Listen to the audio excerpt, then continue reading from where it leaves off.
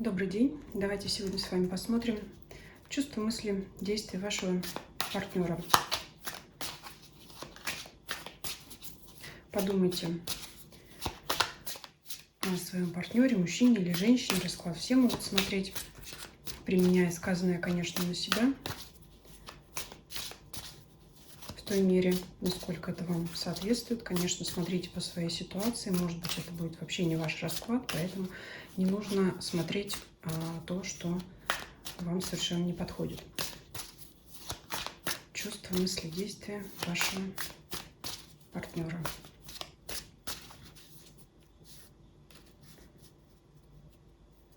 Какой человек сейчас, в каком настроении? Так, может вспоминать что-то, деятельным может быть очень. Может заниматься работой. То есть прямо сейчас находиться на работе, занимать могут его какие-то деловые вопросы, бытовые вопросы, могут быть домашние вопросы. Все что угодно здесь может быть, и вплоть до ремонта, обустройства жилья. То есть что-то такое приземленное. Человек занят какими-то делами. Вот он маг, вот он король пентаклей, он полностью контролирует свою жизнь, работает и, зарабатывает деньги и тратит их на свои бытовые нужды, на то, что необходимо. При этом показывает мне человек, вспоминает о чем-то, то есть его работа поглотила не полностью.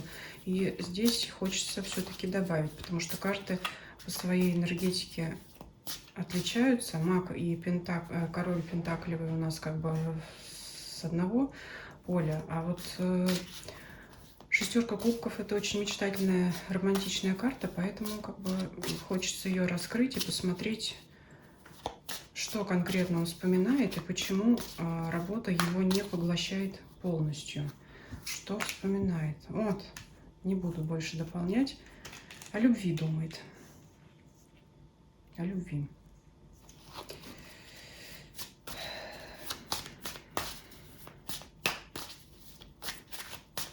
Давайте посмотрим, что он думает о вас. Имеет ли это воспоминание любви о вас, да? Имеет ли это место, то есть относится ли это к вам, эти воспоминания? Что он думает о вас? Принцесса жезлов, императрица, конечно, о вас вспоминает, и двойка кубков. Тут не в бровь, а в глаз. А вас не в бровь, а в глаз. Ваш активный, деятельный человек, что бы он ни делал, каким бы магом он ни был, маг еще и король может показывать на какой-то руководящий статус человека, когда он управляет людьми, управляет деятельностью, ситуацией, в зависимости от каждой, от ваших ситуаций различных. Здесь самое интересное, что уже карты первые триплета показали, что чем бы он ни занимался, мысли о любви, они его не оставляют в покое. Почему я на этом заостряю внимание? Потому что есть такой момент, когда, например, человеку советуют погрузиться в какие-то хобби, в работу, чтобы отключиться от мыслей, например, о какой-то несчастной любви, да, то есть вот человек включается в работу, постепенно забывает, постепенно, а здесь нет. То есть какие бы ни были ваши взаимоотношения, он постоянно думает о вас. Думает о вас как об императрице. Здесь эта карта говорит о том, что вы для него самое лучшее. Да. Двойка кубков — это карта любви, то есть человек думает о любви к вам. Может быть, он думает о взаимной любви, может быть, потому что здесь двойка кубков — это не только человек, который влюблен, это люди, которые обнимаются, смотрят друг на друга. Это значит любовь взаимная. Он может думать о том, что у вас к нему тоже есть взаимная любовь. И по принцессе жезлов это, конечно, желание быть с вами, желание увидеться. То есть, если вы, в какое бы вы время это ни смотрели расклад, он думает об этом прямо сейчас. Сейчас хочет вас увидеть. Давайте еще мысли посмотрим о вас. Рыцарь кубков. Хочет увидеться, встретиться с вами. А пока не может. Не может. Вообще руки связаны. Хочет к вам приехать. Не просто написать, а хочет именно вас увидеть, встретиться, приехать к вам. А вы на расстоянии.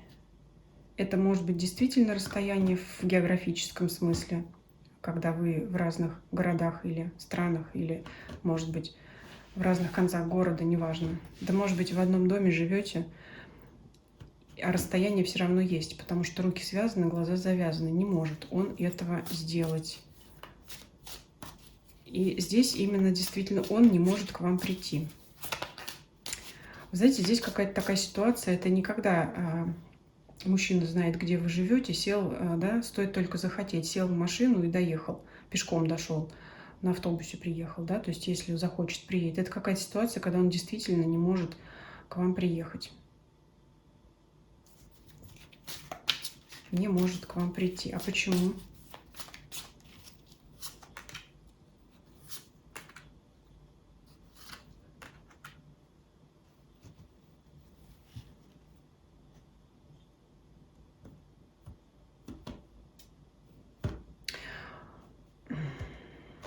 Ну, у кого-то здесь, у вашего партнера, человека, на которого вы загадываете, здесь такой может быть. У кого-то есть и гордость может прослеживаться. Здесь, кстати, вот император выпал, а вы как императрица. Это означает, что он видит вас, я уже сказала, самой лучшей женщиной, девушкой для него, а самого себя считает лучшей партией для вас. Здесь может для кого-то взыграть гордость, для кого-то может иметь место другой мужчина, то есть он не может к вам прийти, потому что, например, вы сейчас с мужем, с другим партнером, и ну как, да, семерка жезлов, ну как вот как я приду, я просто не могу, кто меня пустит на порог, скажем так. У кого-то действительно гордость, потому что возникла какая-то такая ситуация неловкая, когда просто не может человек подобрать слов. Но здесь не только это. По смерти здесь вот просто не может, он не может к вам прийти. Может быть, он вообще не знает, где вы живете. Вот такое ощущение.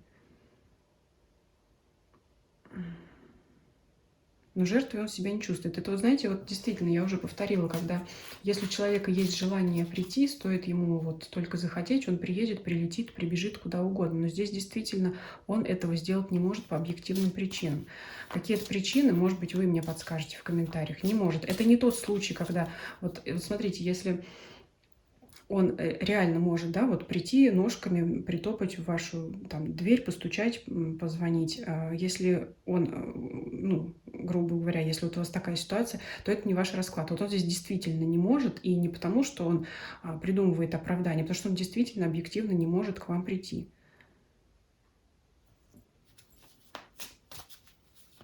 Но увидеться хочет, очень хочет. Вот напишите в комментариях, у кого такая ситуация. Мне будет интересно даже, какие такие варианты. Потому что если люди встречаются, да, как-то общаются, конечно, наверное, они знают, где кто живет. Так, хорошо. Давайте чувства посмотрим. Хотя чувства уже у нас выпали.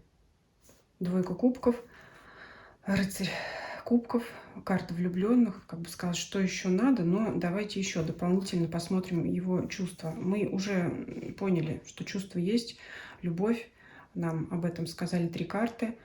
И, ну, конечно, человек, знаете, очень высокого мнения о себе, маг, король пентаклей, император, такой вот на страже себя, своей чести. Вот что-то еще тут мне видится, что как-то его гордость здесь фигурирует, в том числе, когда он не может к вам прийти. Вот он, может быть, через себя не может переступить как-то. Вот еще такое может быть, да, какое-то объективное. Так, чувства, еще что в чувствах есть?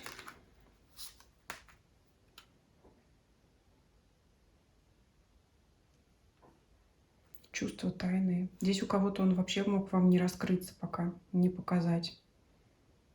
У кого-то, знаете, здесь... Ну, вообще он в своих чувствах уверен. Здесь он может думать вот о чем. По справедливости это карта баланса. Взаимно ли его также чувства?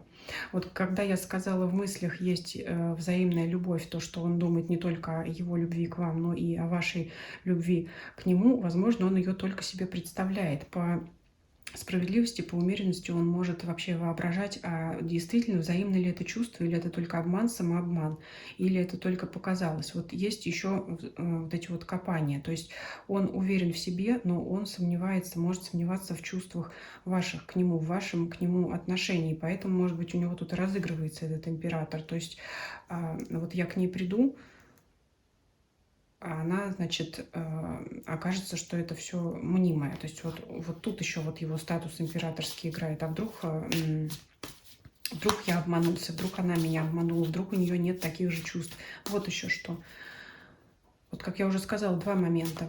То ли вот он, ну, встретиться очень хочет, то ли он не может прийти, потому что он действительно не знает, куда идти. Но это больше для тех, кто там недавно познакомился или не познакомился еще даже. Ну, вот такое. Плюс еще вот этот вот момент гордости, да. То есть конкретно у нас географическое направление, точка, пункт назначения. Куда идти вообще? Куда идти? Я вообще не знаю, куда идти. А второй момент, а примут ли меня там? Потому что я не потерплю, если, значит, мне будет отказ или если просто меня не примут. Туз жезлов выпал, коль уж я его увидела, и, конечно, это страсть. Так. Ну а что тогда, какие планы? Если ты хочешь увидеться, а сделать ничего не можешь, что тогда вообще ты собираешься делать, раз ты такой активный маг и император, что ты тогда собираешься делать, если ты не знаешь вообще, что тебе делать, и будешь ли? Рыцарь Пентаклей. Это рыцарь, который медленно едет. Все равно он что-то будет делать, все равно он своего добьется. И знаете, как может появиться неожиданно. Вот он здесь из рыцаря Пентаклей вдруг к своему успеху идет через рыцаря мечей. Это означает, что он будет тянуть эту резину. Еще здесь вот и карта умеренность, да. Под карту умеренности выпадает у нас рыцарь Пентаклей. Медленный рыцарь, который вроде бы что-то там хочет, ищет, но... Значит, один шаг вперед, два назад. Это вот такой, скорее всего, рыцарь. Все равно он этих своих желаний, стремлений к вам не оставит. Он рано или поздно, наверное, сам себя раздражать начнет этой медлительностью и сделает какой-то, хочется сказать, резкий ход конем по рыцарю мечей. И вот здесь я хочу раскрыть, потому что рыцарь мечей обычно выдает агрессивность, но здесь он может еще выдавать какую-то скорость или неожиданность момента. Это может быть какое-то поведение резкое в том плане, что оно неожиданно и для вас будет, или самого себя. То есть какой-то неожиданный шаг. Да, это я хочу проверить. Давайте посмотрим. Это рыцарь мечей показывает все-таки агрессию или показывает быстрые действия? Что он показывает? В принципе, движение показывает десятка кубков. Это опять карта союза, рыцарь мечей. Это, знаете, как здесь все-таки... Я бы трактовала туз мечей как агрессию, конечно, но рядом с десяткой кубков, конечно, десятка кубков здесь все затмевает. Во-первых, я уже сказала, шестерка мечей, все-таки движение в вашу сторону, движение резкое. Это, знаете, вот может как ситуация сложиться. Я уже сказала, десятка кубков, она здесь смягчает вот этот триплет, все вот эти вот мечи гасит. Это может быть такая ситуация, когда вы пойдете, а он вам в спину резко крикнет что-то быстро, да, это вот что-то такое резкое, чтобы вы обернулись. То есть вы можете где-то идти, его не заметить, а он вас вот так вот окликнет как бы. Это вот такое может быть. То есть это получается такая ситуация, когда все-таки не он к вам пришел, а где-то он вас увидел, где-то вы мимо проходили. Это будет именно неожиданный такой момент. Вот что по рыцарю мечей. То есть он бы так и топтался дальше, если вот вдруг... Но вот это его решение по рыцарю мечей проявиться, она может быть неожиданно как для вас, так и для него самого. Давайте еще раскроем эту ситуацию. То есть здесь, конечно, не с мечом он на вас нападать будет. Здесь ситуация, когда это движение к вам, оно будет какое-то очень неожиданное, да. И для него самого, как я уже сказала, и для вас. Что еще? Король жезлов. Ну вот страсти, мечты о вас, они его вытолкнут к вам все равно. Ему хочется вот с вами опять приятного общения по тройке кубков. Может быть, Новый год близко, может быть, еще что-то. Но вот он хочет как-то с вами именно, может быть, для кого-то приятно проводить время, у кого-то приятное общение. Мне здесь видится как-то, знаете, раз он хочет к этому приятному общению перейти, как будто до этого у вас его не было, при всей при той его любви, при всем при том отношении. Давайте посмотрим. Ну, говорят, что на картах прошлое смотреть неинтересно, потому что мы его и так все знаем. Но мне вот интересно, почему он вдруг из медлительной ситуации, застойной, когда он не может к вам прийти, когда он там разбирается со своей гордостью, со своим чувством собственного достоинства, почему он вдруг вроде на радость-то потянул, на кубке? Что этому поспособствует? От чего это идет? Ну, слишком сильно долго подавлял он в себе эти чувства. И знаете, чем больше он в себе это подавлял и копил, тем быстрее и сильнее они прорвутся на свободу. Так, а вам что в этой ситуации? Здесь, знаете, расклад похож на ситуацию «сиди и жди у моря погоды», но все-таки в итоге вы дождетесь. Вам что делать? Как вам себя вести? И вообще, вы-то его ждете? Что вот вообще в целом спрошу, по вашей стороне, что здесь будет? Ну, сидите себе, занимайтесь своими делами. Кстати говоря, делайте вид, что вы его не замечаете. Вот если вам видно у человека глаза куда-то туда, на голубя на какого-то, вот иду на птичку, смотрю, а тебя не замечаю, да, вот так можно делать, то, что я не замечаю. Может быть, как раз поэтому он вас и окликнет, но при этом будьте все равно с ним мягкой. То есть, если он к вам проявляет какое-то внимание, значит, и вы к нему проявляете внимание. Не таите за пазухой мечей, потому что где-то они выпадали в тайне, потому что он и так боится обмана самообманом. То есть, надо быть с ним мягкой. Но отвлеченный. Вам нужно вести себя отвлеченным. Короче говоря, его надо морозить. Вот так. Ну, конечно, эта ситуация очень интересная. Я думаю, расклад для, конечно, малого числа зрителей, потому что, скорее всего, если вы общаетесь с этим человеком и вы смотрите этот расклад, наверное, может быть, вы или вместе живете, или встречаетесь. Ну, кстати говоря, может, встречаете, ну, там кто-то до подъезда кого-то проводил, а вот конкретно где живет, не знаю. Но тут ведь как? Я говорила, что не просто написать, позвонить хочет, именно приехать, увидеться, встретиться хочет лично с вами. Тут интересный момент. Если есть связь с человеком, почему бы нельзя тогда договориться о встрече и встретиться? Но вот здесь нет. Здесь такая ситуация, когда он не может этого сделать никак. Смотрите, вот я говорю, да, для меньшей, наверное, аудитории это расклад, но это именно когда вот он просто физически не может вас найти или не знает, где вы. Вот такое. Так, ну то есть делайте вид, что вы его не замечаете. Вот они тоже завязанные глаза. У него там 8 мечей, по-моему, была где-то. Вот она, у него завязанные глаза. Мечи, ну и вы. Но тут мне, знаете, все-таки как показывается, сделайте вид, потому что такое какое-то отвлеченное здесь лицо у человека, вроде как все знаю, но вот не заметил. Да, тут он, как обычно по классике на карте шута, не замечает человек обрыва, не замечает, куда идет. Но вот в данной трактовке сделать вид, что вы его не заметили. Но все равно не надо такая, это ты, ну... Я тебя не заметила. Вот так вот не надо. Там, это ты, ой, ну, там, ну, привет. Ну, как-то помягче. Там, ну, как хорошо, что мы встретились. Ну, что-то такое, помягче. Ну, все равно карта советует делать вид, что вы его не замечаете. Давайте подытожим. Давайте на Ленорман, раз уж здесь у нас есть Ленорман. Давайте подытожим То есть, ну, эта ситуация, знаете, прям на короткий срок, скорее всего, загаданный. Что здесь в итоге?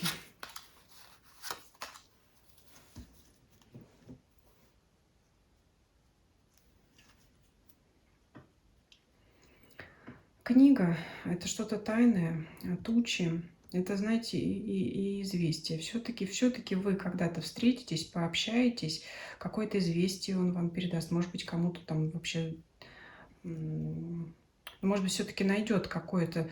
Здесь все-таки общение, знаете, не через речь, скажем так, а через письмо именно. Все-таки, может быть, как-то человек узнает там ваш номер телефона или что-то, или какой-то там все-таки как-то смс вам напишет, может, в соцсетях вас где-то найдет, напишет вам письмо. Но всей этой ситуации, то есть в итоге-то на контакт он как-то к вам выйдет, раз не может ногами прийти, как-то найдет повод до вас добраться. Но этому предшествует ситуация какой-то неразберихи и тяжелых мыслей. Вот, может быть, то самое сомнение в вашем отношении, то есть как бы он говорит, что ну, для меня это тайна и непонятно, и, скорее всего, может быть, меня и не примут, но все-таки будет там морозится, и в итоге все равно оно его вытолкнет. Но чтобы его прям вот, как сказать, грубо говоря, дожать, вот вам, если вы с ним все-таки где-то видитесь, надо стараться делать вид, что вы его не заметили, не замечаете. Вот здесь вот такое. Ну, смотрите, может быть, позже сделаем еще расклад, да, чтобы не постоянно его не замечать, потому что так он может подумать, что действительно он вам безразличен. Но вот все-таки здесь карта советует вот так сделать. Поэтому вот такой расклад. Пишите ваше мнение, совпадает ситуация или нет. Очень интересно будет узнать, почему он хочет, но не может до вас доехать. Да? Какие еще могут быть варианты. Действительно, когда объективно человек не может до вас добраться, несмотря на такое сильное желание. И, конечно же, ставьте лайки, если вам видео понравилось. Подписывайтесь, кто не подписан. И всем спасибо за просмотр. Всем до свидания.